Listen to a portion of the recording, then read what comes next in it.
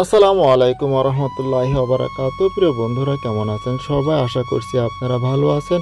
আজ আপনাদের মাঝে নিয়ে আসলাম মালয়েশিয়ার কিছু প্রাকৃতিক দৃশ্য।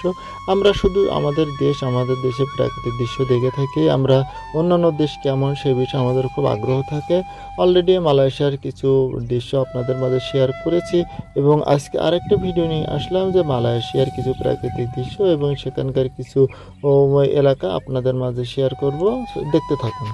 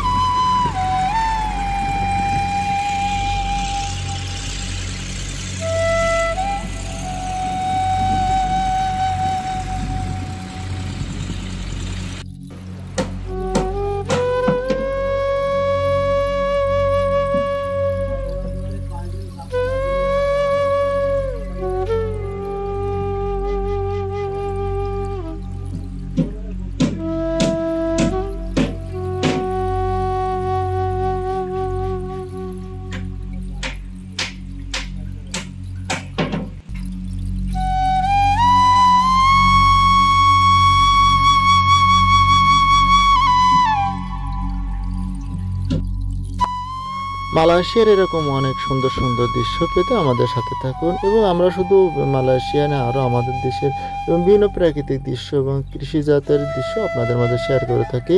আশা করছি আমাদের সাথে থাকবেন, ভালো থাকবেন, দেখতে থাকুন। আসসালামু আলাইকুম।